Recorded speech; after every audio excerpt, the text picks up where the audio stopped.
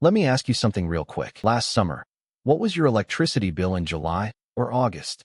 Because according to the U.S. Energy Information Administration, the average American household spends somewhere between $600 and $800 every single summer just on air conditioning. And that's the average. In states like Texas, Florida, and Arizona, people are regularly hitting $1,000 or more in a single season, just to stay cool, just to survive. And here's what nobody's talking about. For most of human history, people lived in climates just as brutal, deserts just as unforgiving, summers just as ruthless. And they kept their homes cool without spending a single dollar on electricity. Because electricity didn't exist yet. But they had something else. They had chemistry. They had engineering.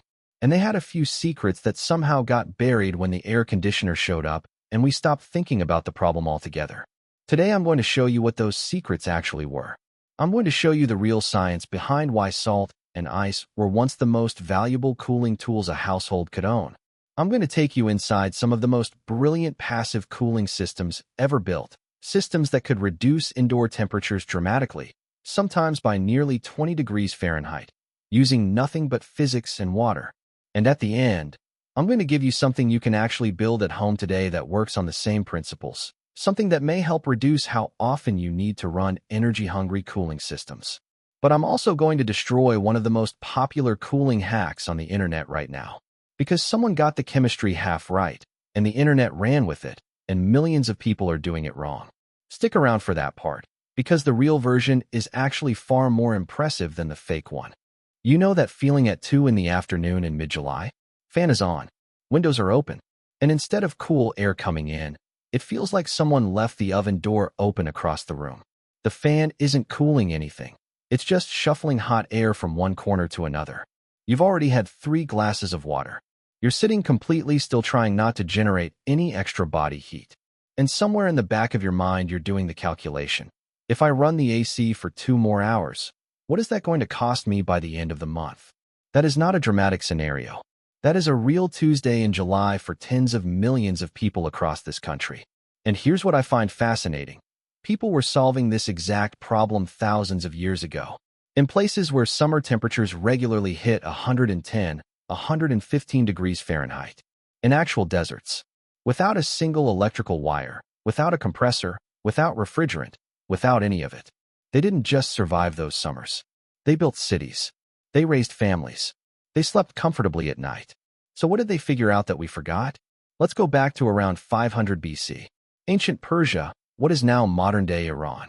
If you walked through a Persian city during summer, one of the first things you would notice is these enormous towers rising from the rooftops of buildings. Some of them are 40 feet tall. Some of them are 50 feet tall. They weren't decorative. They weren't religious structures. They were cooling machines. Engineers called them badgers, which translates directly to wind catchers. Here is how they worked. The tower was designed with openings at the top, angled and oriented to catch the prevailing desert wind, even the faintest breeze. That air would be captured at the top of the tower and pushed downward through a shaft. But here is where the engineering gets brilliant. At the base of the tower, that descending air would pass directly over an underground water channel called a cannet. These were networks of tunnels that carried cool groundwater from mountain sources into the city. Some of these cannet systems stretched for over 40 miles underground. The air passing over that cold, moving water would pick up moisture, drop in temperature dramatically, and then flow out into the living spaces of the building. Researchers studying these structures have documented indoor temperature drops of 10 to 12 degrees Celsius. That's 18 to 22 degrees Fahrenheit, in outdoor temperatures that were brutal by any standard. And these systems ran continuously, day and night, without any human intervention and without any energy input except the wind. The oldest surviving badger systems in Iran are still standing today. Some of them are over 1,000 years old. But Persia wasn't the only civilization cracking this problem. Let's move to ancient Egypt. The Egyptians were dealing with a different set of conditions: dry heat, proximity to the Nile, and access to a very specific plant called Arundodonax. You might know it as common reed, a tall grass that grows densely along riverbanks throughout North Africa and the Mediterranean. Egyptian households would cut bundles of these reeds and hang them across doorways and windows. Then they would soak those bundles with cool Nile River water throughout the day. What happens next is pure physics. As the hot, dry desert air passes through those wet reeds, the water evaporates. And evaporation is an endothermic process. It absorbs heat from the surrounding air as it happens. The air coming through into the room is measurably cooler than the air outside. This is the same basic principle that makes sweating work. Your body produces moisture on the surface of your skin. That moisture evaporates, and the evaporation pulls heat away from your body. The Egyptians were essentially engineering that same process at the scale of an entire wall of a house. Now here's where we start getting into something really interesting.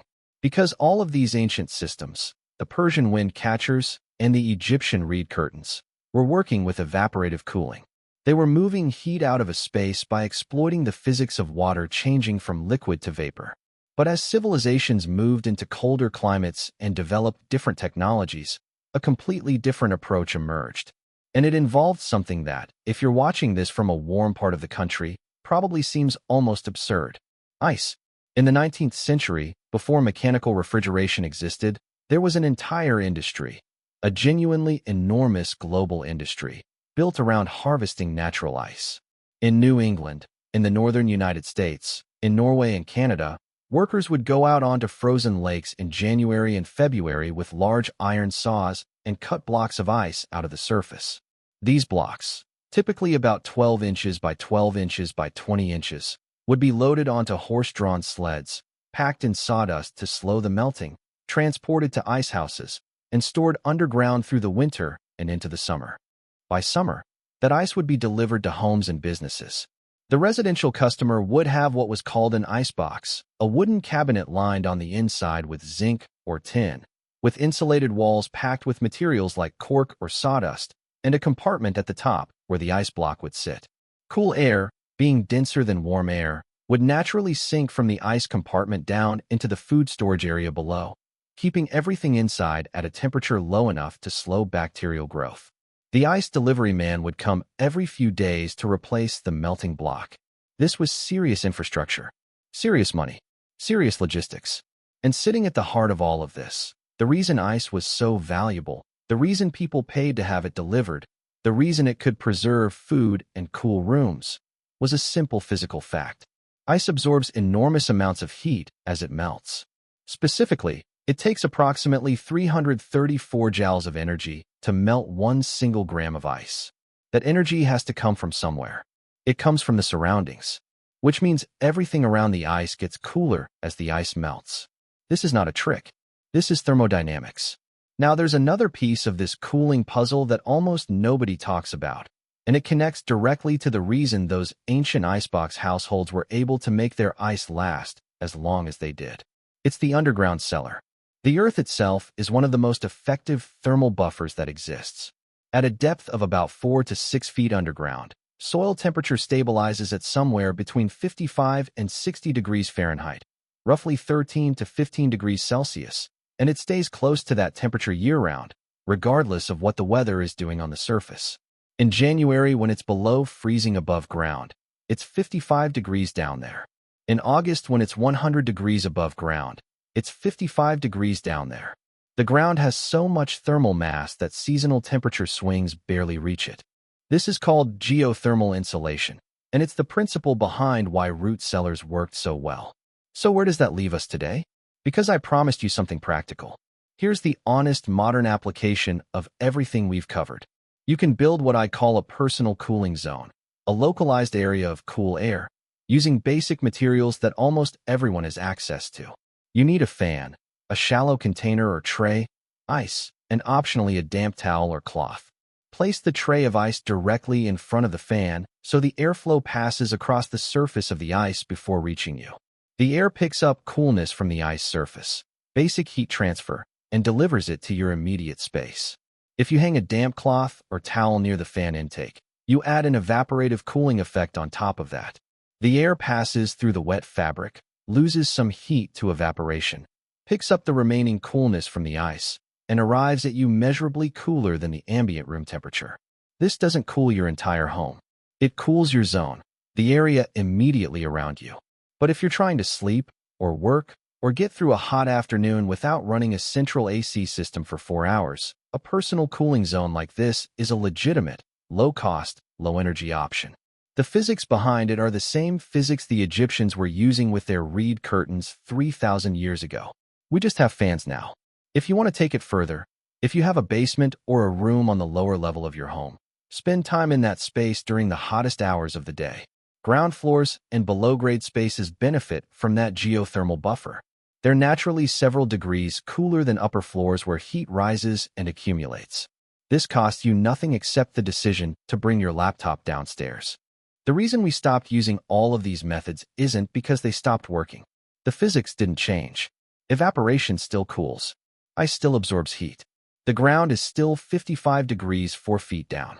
We stopped using these methods because mechanical refrigeration and central air conditioning made it possible to ignore the problem entirely, to just set a thermostat and forget about it, which is fine until the bill arrives. And then suddenly these 1,000-year-old solutions start looking a lot more interesting.